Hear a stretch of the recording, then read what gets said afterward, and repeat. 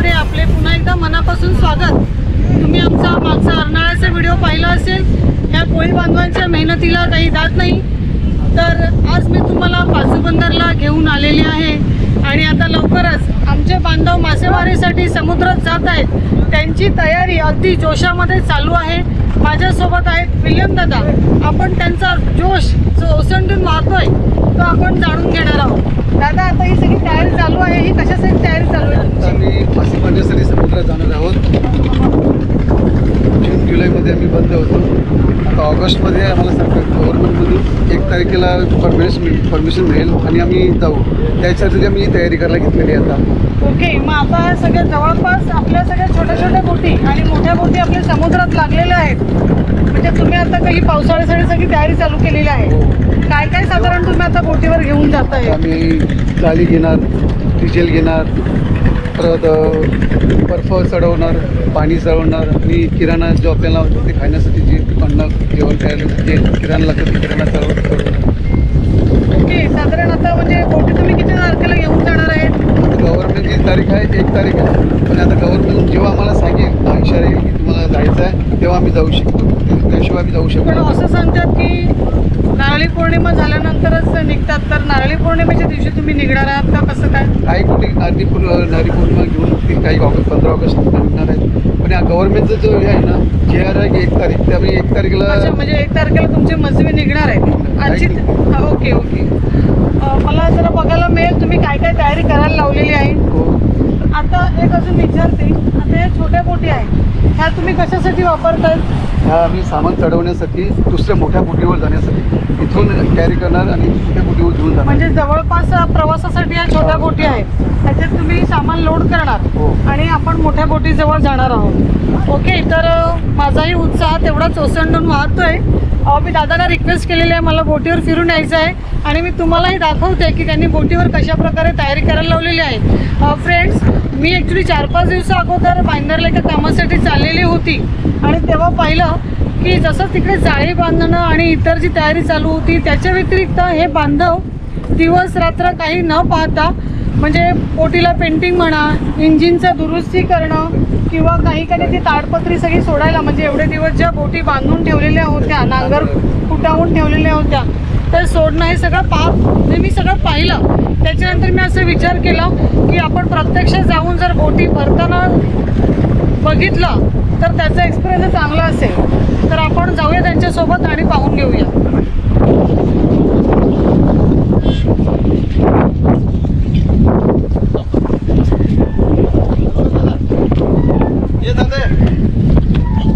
चल चल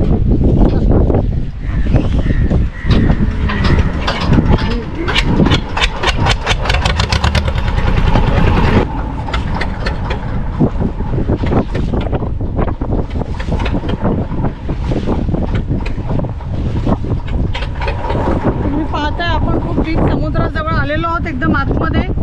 आणि खरोखर कोळ्याचा धंदा आहे जीवावर उदारी।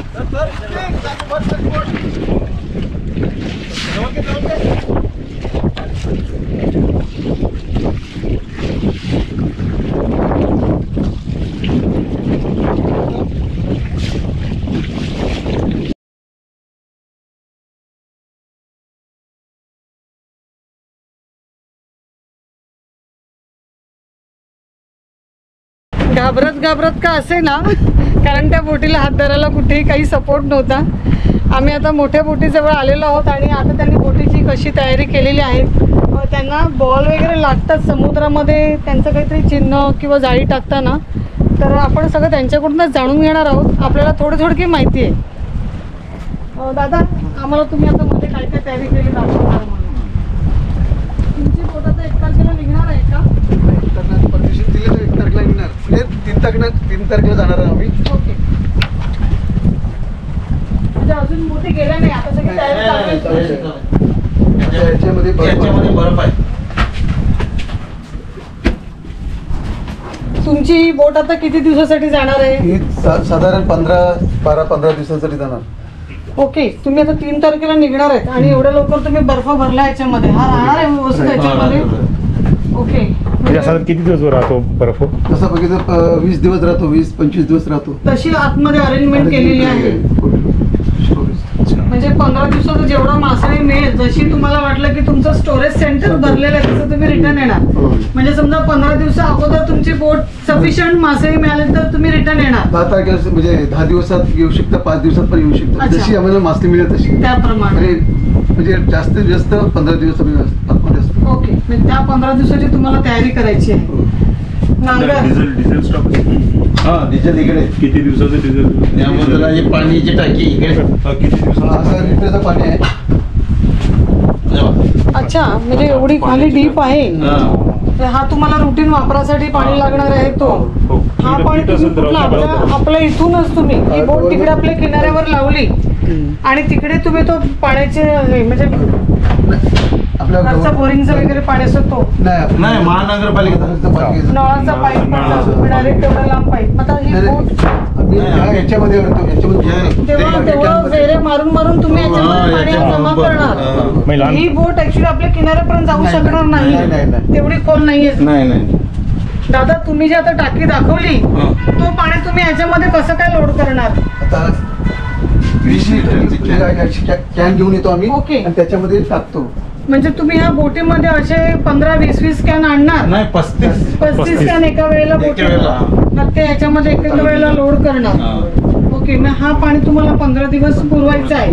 पुरव न पुरव पण तो पुरवायचा आहे. हँडपंप लावलेला आहे तो इथेच कनेक्टेड आहे. ओके, म्हणजे सारखं सारखं या फळा उघडायची गरज नाही. अशी अरेंजमेंट केलेली आहे. छान आयडिया आहे. अगदी म्हणजे बारक्या पोरांचा आपण खेळण्यामध्ये नाही प्रत्येक वेळा लागेल तसं तो हापसायचा.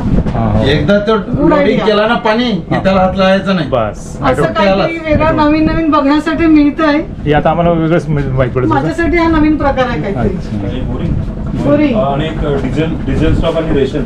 हे रेशन याच्यामध्ये आता सध्या आम्ही उद्या भरणार आहे राशन ओके, याच्यामध्ये. म्हणजे साखर मीठ तुम्हाला जे काही लागणार आहे तुम्ही असं भरणार. इथे टोप भरलेला आहे, चहाची किटली, सिलेंडर आला, संसार भरायला घेतलाय. तांदळाची टाकी तांदळाची टाकी. अच्छा. याच्यामध्ये तांदूळ असतात. म्हणजे गोणीमध्ये वगैरे तांदूळ नाही देत तुम्ही?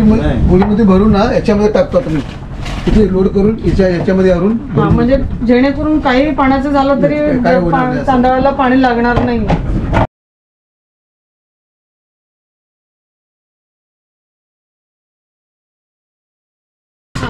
परमेश्वर किंवा आपण ज्या दैवताला मानतो तो फोटो आपल्या सोबत असला पाहिजे, ते दैवत आपल्या सोबत असलं पाहिजे, तरच आपण आपला प्रवास सुखरूप करू शकतो.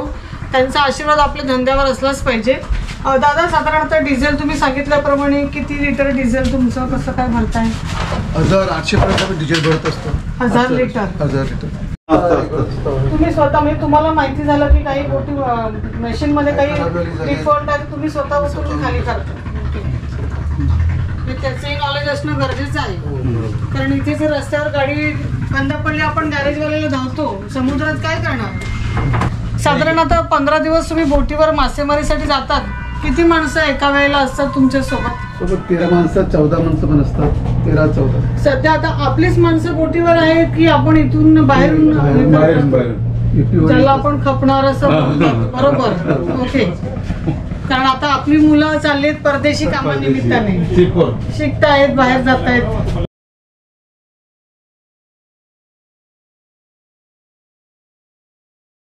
अच्छा, ही ब्लू कलरची ब्लू कलरची त्याच्यामध्ये आणून लोडिंग करतो, जेवढी भरून घेतो, मग ती उरलेले ड्राम त्याच्यामध्ये ठेवतो शिल्लकला. अच्छा, ते पण तुम्ही 15 दिवसाच्या हिशोबाप्रमाणे डिझेल लोड करतात. ते सुद्धा तसंच ड्रम करून आणतात. ते 50चे असतात. वरती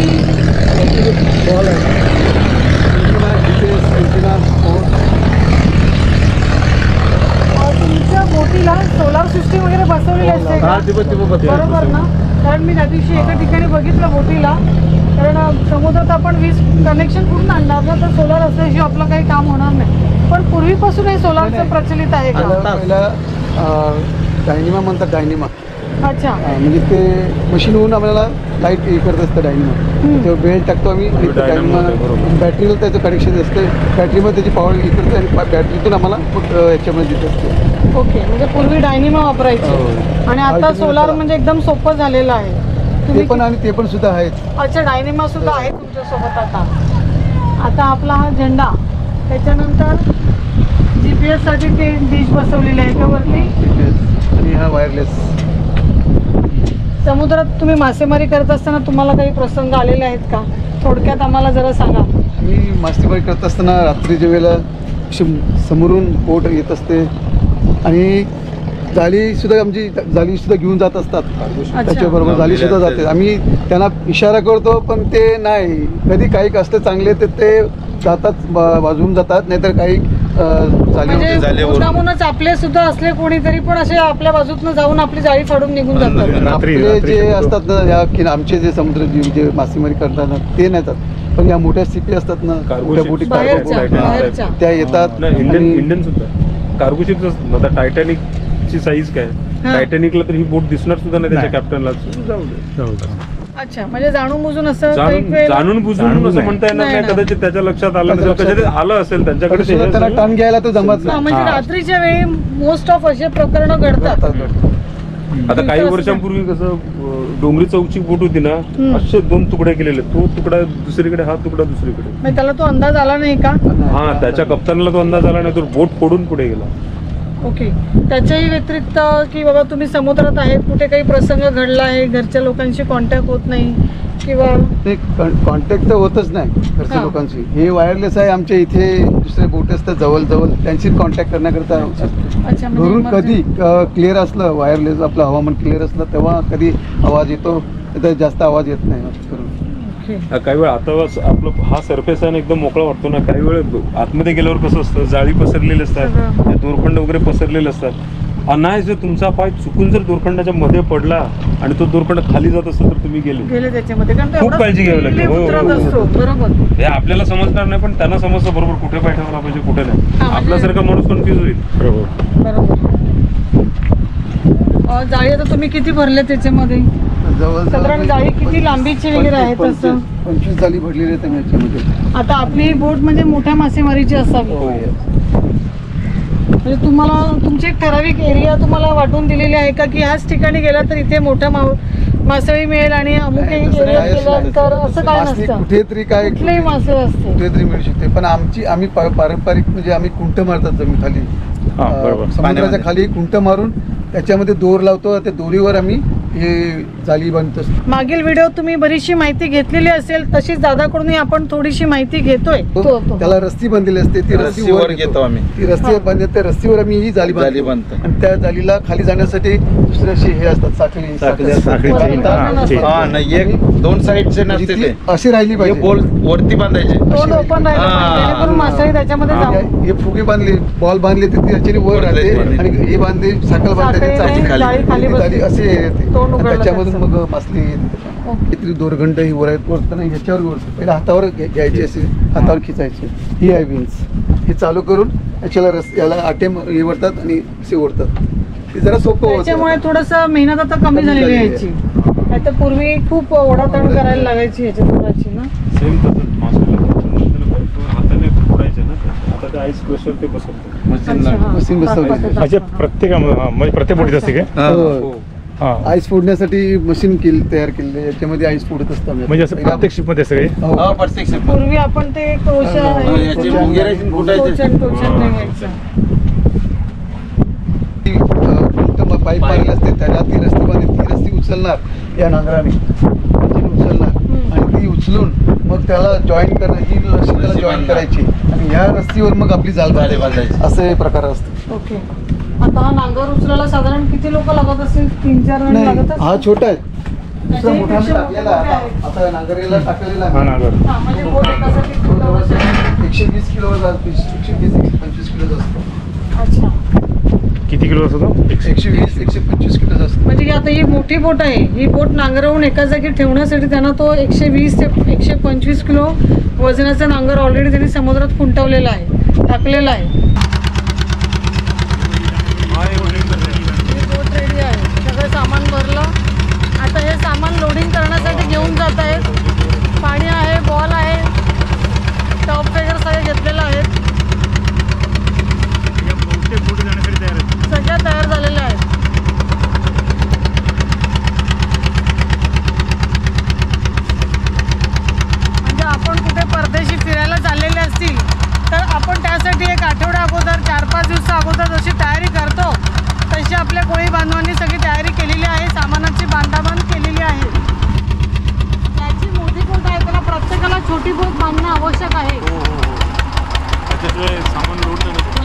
आणि मोठ्या बोटीची जोडी केलीच पाहिजे.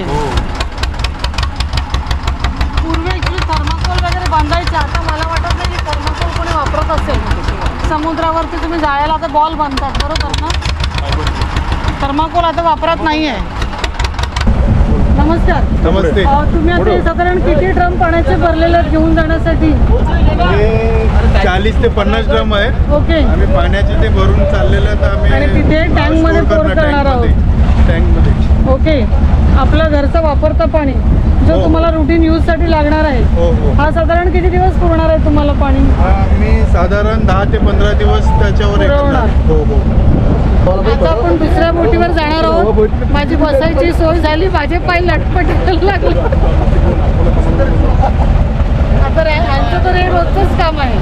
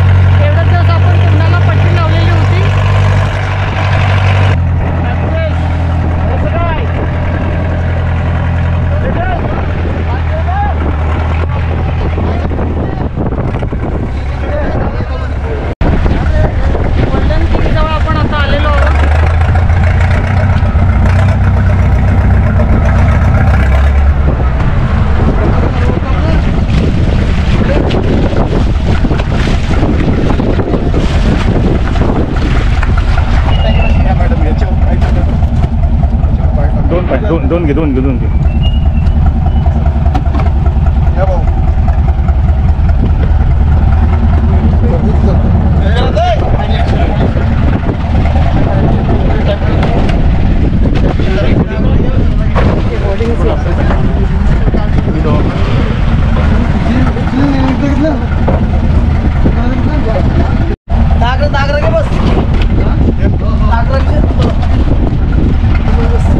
आता आपण प्रत्यक्ष पाहूया.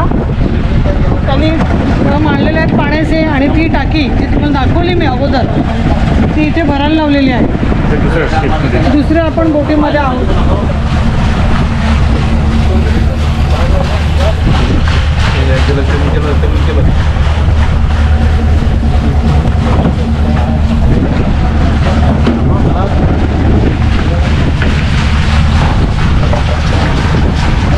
पाणी जमा करायला चालू करतो कारण प्रत्येकालाच पाणी हवं असतं. प्रत्येकाला पाणी हवं असतं आणि लिमिट पाणी येतो आपल्याला.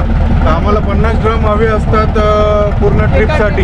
ओके. तर आम्ही 15 ड्रम एक दिवस, दुसऱ्या दिवशी दुसरे 15 असे करून आम्ही 50 ड्रम करून लागतो.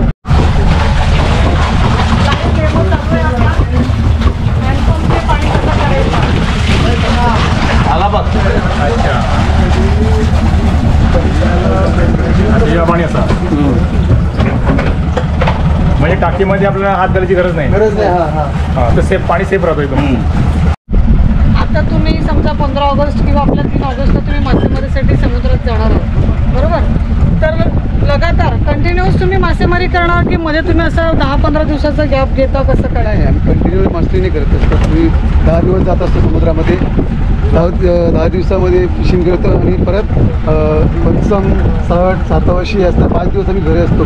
5 दिवस 4 दिवस घर आराम करतो आणि परत मग कंटिन्यू परत जायला लागतं. म्हणजे कंटिन्यू आम्ही काम हे नाही जात. 10 दिवस गॅप घेतात. 1-2 दिवस मध्ये आपण गॅप घेतात. ओके. पण आता आम्ही सगळे पाहतो की असं सांगतात की भांगाचा टाईम असतो जानेवारी फेब्रुवारी आणि तुमचे सामुदायिक लग्न पद्धती वगैरे असतात.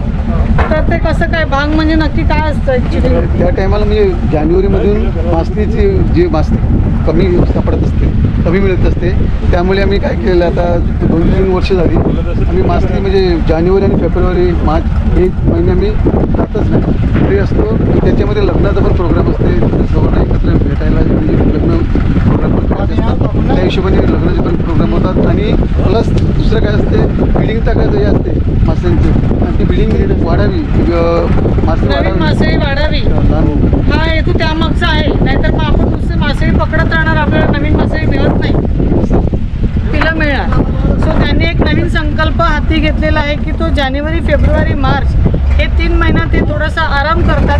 त्यांचे जे काही लग्न, सामुदायिक लग्न पद्धती वगैरे ते सगळं आटपून घेतात आणि त्या 3 महिन्यामध्ये मासे वाढण्यासाठी त्यांना काळ दिलेला असतो. आता मासेमारी करत असताना तुम्हाला अनेक कडूगोड प्रसंग येत असतील तुमच्यासोबत. असे कुठले काही प्रसंग आहेत किंवा काही अडचणी आहेत ज्या तुम्हाला आपल्या समोर मांडायच्या आहेत?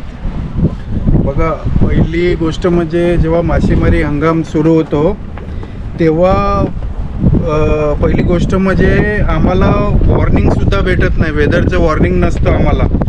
आणि गुलाबाचे जे हे आहेत आपलं हवामान खात्यात ते आम्हाला वेलोवेल इन्स्ट्रक्शन नाही देत किंवा वॉर्निंग नाही देत का वेदर वॉर्निंग बरोबर देत नाही. आम्ही आमच्या डोल्यावर पट्टी बांधून आम्ही मासेमारी करायला जात असतो. आणि दुसरी गोष्ट, कधी कधी मासेमारी करताना जेलीफिश येतो. जेलीफिश म्हणजे आपलं गारी म्हणतात आम्ही आमच्या भाषेमध्ये. तर जेलीफिश आल्यानंतर आम्हाला पूर्ण जाल भरून जेलीफिश येत असतात, ते आम्ही ती उचलू शकत नाही. तर त्याच्याबरोबर आम्हाला त्याची सुटका करायला लागते, आपले जाल्यांची सुटका करायला लागते. त्यामुळे ती जेलीफिश मग वाहून जाते. त्याच्याबरोबर जे काय आमची पकडलेली जी मासली असते ती पण वाहून जाते. तर अशा प्रकारे आम्हाला तोंड द्यावं लागतं. अजून असं काही आहे का किंवा कधी म्हणजे आपण थोडासा याच्यातून मेसेज देणार आहोत की कधी असं नुकसान झालेलं आहे पण तुमच्या नुकसानाला कोणी दाद दिली नाही किंवा नुकसान तुम्हाला भरपाई मिळते वगैरे? बरोबर. फर्स्ट थिंग म्हणजे पहिली गोष्ट म्हणजे जेव्हा आम्ही इन्शुरन्स काढतो तेव्हा या हलचा इन्शुरन्स असतो. ही टोटल जेव्हा हल लॉस होईल तेव्हाच आम्हाला 2 लाख रुपये भेटतील हलचा, फक्त हलचा. म्हणजे आमचं बोट ही जी आहे 50-60 लाखाची बोट असते. आणि जेव्हा ॲक्सिडेंट होते तेव्हा फक्त आम्हाला जेव्हा टोटल लॉस असेल तेव्हाच आम्हाला 2 लाख भेटतील. आणि जेव्हा कधी साधारण ॲक्सिडेंट होईल 1-2 लाखाचं आमचं नुकसान झालं असेल ते आम्हाला भरपाई नाही भेटेल. जेव्हा टोटल लॉस होईल म्हणजे डिस्ट्रॉय झाली, टोटल डिस्ट्रक्शन होईल तेव्हा 2 लाख मिळतात. हो. तर तुम्ही काय सांगू शकाल, म्हणजे तुम्हाला मदतीची गरज आहे? हो. आम्हाला सरकारकडून म्हणजे सवलती मिळाव्या. माझंही म्हणणं तेच आहे. कुणाच्याही भावना आपण दुखावत नाही आहेत, पण आपण एका सरकारला विनंती करतोय आपल्या व्हिडिओच्या माध्यमातर्फे की कोळी बांधव मासेमारी करत असताना आपल्या जीवावर उधार असतात. सगळ्या लोकांचं म्हणणं असं आहे कोळ्याच्या धंद्याला पैसा अफाट, पण त्यासाठी ते समुद्रात जीवाचं रान करत असतात, दिवस रात्र काहीही पाहत नाही. त्यांच्या फॅमिलीपासून, त्यांच्या कुटुंबियापासून दूर असतात. घरी कित्येक वेळा मरण होतं. म्हणजे मी कोळी बांधवांशी बरीचशी अटॅच आहे म्हणून मला माहीत आहे. पण ते वेळच्या वेळी पोहोचतही नाही, कारण समुद्रातून येत असताना बरीचशी संकट येतात, अरिष्ट येतात. त्यांना सामोरं जाऊन त्यांना समुद्र किनाऱ्यापर्यंत पोहोचावं लागतं. तर त्यांच्या भावना मी आपल्यापर्यंत पोहोचू इच्छिते, म्हणून हा व्हिडिओ करण्याचं उद्दिष्ट आहे. जर हा कोणी व्हिडिओ पाहत असाल तर मनाला वाईट वाटून घेऊ नका. कधी कधी पण असं पण प्रकार होते, आम्ही समुद्रात जाळी बांधत असताना जाळी बांधले आणि अचानक बोट येते आणि आम्हाला सांगते ONGC जे बोटी असतात त्या सांगतात आम्हाला तुम्हाला इथून खाली करायला लागेल. आम्हाला ना इलाज आम्हाला खाली ते आम्ही सांगतो ना आम्हाला ते थोडी मासली फिरून इथे तिथून आम्ही आले आहेत, आम्हाला मासली मिळत नाही.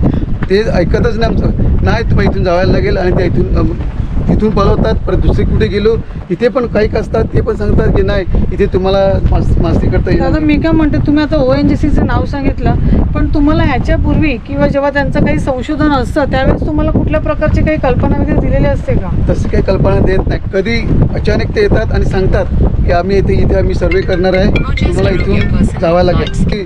ना इलाजून आम्ही घरी सुद्धा रिकामी येत असतो आलेल्या. मग ते काही तुमच्यावरती ऑब्जेक्शन घेतात, समुद्रामध्ये मासे करून देत नाही जेव्हा त्यांचं संशोधन असतं तेव्हा? ते सांगतात नाही, ते तसंच सांगतं की नाही तुम्हाला इथे मासे करता येणार नाही. म्हणजे जवळजवळ ते 1-2 महिने ते असे सर्वे करत असतात. मग त्यावेळेस जेव्हा त्यांचं संशोधन चालू असते त्यावेळेस तुम्हाला कंप्लीट तुमची मासेमारी बंद ठेवावी लागते. मग बंद आम्ही इकडे तिकडे जायचो, आम्हाला असं इकडे तिकडे आणि डिझेल पण दुसरं ठिकाण आम्हाला बघावं लागतं. मग अच्छा, आमचं म्हणजे- कसं पारंपरिक आहे. कस्टम येतील आणि पलवतील असं धमकी पण देतात ना ते. ओके, मग तुम्ही काय सांगू इच्छितात की असं काही प्रकार तुमच्या जीवाबरोबर होऊ नये किंवा तुम्हाला असं काही कुठल्याही प्रकारचा त्रास होऊ नये किंवा जर असं काही संशोधन करणार असाल तर तशी पूर्वसंकल्पना मिळावी, त्यांना पूर्वसूचना मिळावी जेणेकरून ते सावध होणार. कारण काय तर आता तुम्ही पाहिलं इतका बर्फ, इतकं इंधन आणि एवढ्या लोकांचा त्यांना पगार, मासेमारी करणारी मुलं त्यांच्यासोबत असतात, त्यांचा पगार त्यांना काढावा लागतो. तर त्यांना पूर्वकल्पना दिली तर ते मासेमारीसाठी निघणार नाही आहेत. असं पण होते कधी कधी मॅडम, आम्ही जातो आणि समुद्रामध्ये मासली पण नसते. आम्ही इथून जवळजवळ दीड लाखाचा मी 1.5-2 लाखाचा मी ट्रीप घेऊन जात असतात आणि तिथून येताना आम्हाला 10,000ची 20,000 अशी पण मासली भेटते आणि असे किती वेळा ते होत असतात. आणि काही लोक सांगतात की कोली लोक बिंदास हे करतात, असं काही नाही. आमच्यामध्ये पण आहेत, पण आम्ही असं कधी आत्महत्याचं कधी आम्ही हे केलं नाही. आम्ही बरोबर आहे. स्वतः आम्ही हिंमत धरतो, बरे काहीतरी होते आज नाही उद्या, आम्ही असं करून आम्ही चालवित असतो. पण काही लोक सांगतात की नाही यांना खूप मासली मिळते आणि तसं काही प्रकार होत नसते. 10 ट्रिपमधून कधी कधी 5 ट्रिप मासली मिळतात, कधी कधी 5 ट्रिप मासली पण नसते, असं पण होते. हां, म्हणजे हा एक प्रकारचा धंदा आहे आणि त्याच्यामध्ये हारजीत असते. तर त्यांनी सांगितलं तुमच्यासाठी एक मोटिवेशन आहे. जसं आता आपण शेतकरी, पाऊस पडला नाही पडला, पिकाची नुकसानी होते, काही वेळेला आपण नवीन पिकं लागवडीसाठी आपण कर्ज काढलेलं असतो, सरकार आपल्याला कधी कधी कर्जमाफी देत नाही आणि मग पर्याय नसतो आणि शेतकरी आत्महत्या करतो. सेम तसंच त्यांचंही असतं भाऊंनी सांगितल्याप्रमाणे. परंतु ह्या सर्वाला तोंड देणं खूप गरजेचं आहे. हिंमत न हारता पुन्हा जोमाने उभं राहायची तयारी दाखवली पाहिजे. कुठल्याही प्रकारचा नेगेटिव्ह विचार न करता, आत्महत्येचा विचार न करता पुन्हा आपण पुढच्या ट्रिपला जाण्याची आपण तयारी केली पाहिजे. आमच्याकडे पूर्णपणे ही पारंपरिक पद्धतीने मासेमारी चालते. हे जे सगळे मच्छीमार दिसतात हे सगळं पारंपरिक पद्धतीने म्हणजे निसर्गाला अनुसरून मासेमारी करतात. म्हणजे जी जागतिक मच्छीमार संघटना तिने जे धोरण दिलेलं आहे की सस्टेनेबल फिशिंग, शाश्वत मासेमारी, या संकल्पनेला अनुसरून आम्ही मासेमारी करतो. पण आज झालं आहे का, आज पारंपरिक मच्छीमारांची अवस्था खूप दयनीय झालेली आहे. कारण मत्स्योत्पादन घटलेलं आहे. आता मत्स्योत्पादन घटलेलं आहे त्याला अनेक कारणं आहेत, पण त्याच्यामध्ये काही कारणं ही मानवनिर्मित आहेत. आपण सगळा दोष निसर्गावर देतो, पण सगळाच दोष काही निसर्गाचा नाही आहे. ह्याच्यामध्ये खूप मानवी चुका देखील आहेत. मानवी चुका अशा की आज विविध घातक मासेमारी पद्धतींचा अवलंब समुद्रामध्ये केला जातो. एक उदाहरण देतो आपल्याला, पर्सिन मासेमारी आणि LED मासेमारी. पर्सिन मासेमारी ही शाश्वत मासेमारी या संकल्पनेला घातक आहेत, तरीही आजही आपल्या समुद्रात पर्सिन मासेमारी होते. शासनाच्या आदेशाप्रमाणे डहाणूपासून ते अगदी मुरुडपर्यंत 12 नॉटिकल मैलापर्यंत पर्सिन मासेमारीला बंदी आहे. हा शासनाचा निर्णय आहे. 12 नॉटिकल माइल्स म्हणजे साधारणतः 22-22.5 किलोमीटरपर्यंतच्या क्षेत्रामध्ये या पर्सिन मासेमारीला बंदी आहे आणि LED मासेमारीला तर पूर्णपणे बंदी आहे. तरी आजही पर्सिन मासेमारी आणि LED मासेमारीचा अक्षरशः धुमाकूळ चालू असतो. या पर्सिन आणि LED मासेमारांनी अक्षरशः समुद्राचा तळ खरवडून काढलेला आहे आणि आज त्याचा फटका हा पारंपरिक मच्छीमारांना, म्हणजे जे निसर्गाला अनुसरून मासेमारी करतात, जे शाश्वत मासेमारी या संकल्पनेला अनुसरून मासेमारी करतात, त्यांना या पद्धतींचा फार मोठा फटका बसलेला आहे. पूर्वी व्हायचं काय की पूर्वी आम्ही जाळं टाकलं की त्याच्यात मच्छी यायची. आज जाळं घेऊन आम्हाला मासळीच्या मागे धावावं लागतंय. ही अशी परिस्थिती आज मच्छीमारांची आहे. मिल्टन, एक सेकंड, तुम्ही सांगितलं की पर्सियन आणि LED, तर ह्याचा अर्थ काय आहे? पर्सिन जी मासेमारी असते ना, हे पर्सिनचं जाळं खूप मोठं असतं आणि फार मोठं म्हणजे रेडिएटचा एरिया ते व्यापतं आणि ते पर्सिन मासेमारीचं जाळं असं असतं ना. आता आमचं जाळं असं असतं की जे जाळाचं हे असतं मेस साईज म्हणतात त्याला, आज असं चौकोनी, ते मोठी असतात आणि त्याच्यातून छोटी मच्छी असते ना, ते बी ते बाहेर जातं. अंडी नाही त्याच्यामध्ये. हां, अंडी नाही आहेत. ती जरी मागे जरी आली तरी पुढून बाहेर पडतात. पण पर्सिनचं कसं असतं, त्यांचे असं मेस साईज एकदम छोटी असते आणि त्याच्यामध्ये अंड्यांचाही नाश होतो. म्हणजे लाईक आता आपण इतर डिस्कवरी चॅनल वगैरे बघितलं तिथे ट्रॉलर आणि कंटेनर, बरोबर ना, अख्खं डायरेक्ट कंटेनर जे येईल ते सरांचा टाकलं, म्हणजे त्याच्यात अंड्यांचाही नाश होतो. बरोबर ती आहे. आणि दुसरी एक पद्धत की LED LED पद्धतीमध्ये काय असतं की LEDचं जे हा असतं ना, ते फोकस लाईट्स, त्या लाईटच्या माध्यमात त्या लाईटचा प्रकाश जो असतो तो मच्छीच्या डोळ्यांवर जातो आणि तिथून त्याचा म्हणजे काय Reaction म्हणतात होतं ना, मच्छी. त्याला? हां, मच्छीला रिॲक्शन होते, मच्छी मरून जाते, त्याची पिल्लं मरून जातात, अशा पद्धतीची ती मासेमारी आहे. पण ती मग आपल्याकडे मुंबईमध्ये किंवा महाराष्ट्रामध्ये तशी चालते की बाहेर परदेशामध्ये भरपूर प्रमाणात आपल्या, मी तर तुम्हाला सांगतो, करंजा जे बंदर आहे 100% पर्सिन आणि एलईडी मासेमारी चालते. म्हणजे हल्ली आपल्या लोकांनी पण हे अशा प्रकारची मासेमारी चालू केलेली आहे. हो, आपल्या लोकांनी केलं म्हणजे सरकारचं त्यांच्यावर काहीच कंट्रोल नाही आहे. आज वाढवण बंदराचा फार मोठा प्रश्न पारंपरिक मच्छीमारांसमोर आहे. बघा, वाढवण बंदरामुळे देशाचा विकास होईल, GDP वाढेल, या सगळ्या गोष्टी आहेत. पण त्या पलीकडे काही गोष्टी आहेत की वाढवण बंदरामुळे डहाणूपासून ते मुंबईपर्यंतचा पारंपरिक मच्छीमार अक्षरशः खलास होणार आहे. त्याचं कारणच आहे की वाढवण बंदर हे अशा ठिकाणी होते की ज्या ठिकाणी मासळीचं ब्रीडिंग ग्राउंड आहे. हजारो एकरमध्ये त्या वाढवण बंदरासाठी भराव घातला जाणार आहे आणि त्या भरावाच्या खाली मासळीचं जे ब्रीडिंग ग्राउंड असतं ते नष्ट होणार आहे. ब्रीडिंग ग्राउंडच नष्ट झालं तर मासळीचं बीज कुठून तयार होईल, याचा कुठलाही विचार सरकारने केलेला नाही. त्यांना फक्त देशाचा विकास दिसतोय, पण विकासासोबतच हा जो कष्टकरी मच्छीमार समाज आहे त्यांना तुम्ही काय देणार आहात? मच्छीमारांचा ह्याच्यामध्ये विचार झालेला नाही आहे आणि अक्षरशः जबरदस्तीने विरोध डावलून हे बंदर त्यांनी करण्याचा घाट घातलेला आहे. आता ते बंदराची समस्या असताना आता समुद्रामधून कोस्टल रोड येतोय. आता कोस्टल रोड जेव्हा येईल, कोस्टल रोड बांधण्याचं जे काम चालू होईल त्यावेळी समुद्रामध्ये अनेक हालचाली होतील मशिनरीच्या किंवा इतर, आणि त्याच्यामधून जी सागरी परिसंस्था असते ती डिस्टर्ब होण्याचा धोका आहे आणि 100% होणारच आहे. मग हे जेव्हा हे असे विपरीत दुष्परिणाम असतात त्याचा विचार सरकारने कुठेतरी करायला हवा आणि त्या दृष्टीने मच्छीमारांना दिलासा मिळेल किंवा मच्छीमार आश्वस्त होतील असं काहीतरी सरकारने करायला पाहिजे. आज पारंपरिक मच्छीमारांना मासे मिळत नसल्यामुळे अनेक मच्छीमार कर्जबाजारी झालेले आहेत. कित्येक मच्छीमार असे आहेत की ज्यांनी शासनाच्या राष्ट्रीय विकास सहकार निगम योजनेतून अर्थसहाय्य घेऊन बोटी बांधलेल्या आहेत, पण मत्स्य दुष्काळामुळे त्यांना नीट व्यवसाय झालेला नाही आहे, नीट धंदा झालेला नाही आहे, त्यामुळे ते कर्जफेड करू शकत नाही. आज राज्यातील मच्छीमारांच्या कर्जाच्या थकबाकीची आकडेवारी ही 820 कोटी रुपये झालेले आहेत. आम्ही वारंवार मागणी करतोय की धंदा नसल्यामुळे तुम्ही दुष्काळ जाहीर करा. शासनाने या ठिकाणी दुष्काळ जाहीर करायला हवा आणि त्या दृष्टीने कर्जमाफी करायला हवी, पण शासनाचं या ठिकाणी लक्ष नाही आहे. पण बाकीच्या ठिकाणी जसं की लाडकी बहीण योजना त्या ठिकाणी हजारो कोटी रुपये दिले जातात आणि इथे फक्त 820 कोटी रुपयांची जी थकबाकी आहे ती माफ केलेली जात नाही. हे कुठेतरी विसंगत चित्र मला या ठिकाणी वाटतंय. मला वाटतं सरकारने मच्छीमारांना दिलासा देण्यासाठी किमान ही NCDCची जी कर्ज आहेत ती तरी 820 कोटी रुपयांची किमान ती तरी माफ करायला हवी. तर आपण पाहिलं आतापर्यंत मच्छीमारांना येणारे अनेक वेगवेगळे प्रसंग आहेत. चांगले प्रसंग बाजूलाच राहिले, पण त्याच्या विरुद्ध मासेमारी करीत असताना अनेक वाईट प्रसंग आलेले आहेत, वेगवेगळे वाईट अनुभव आलेले आहेत.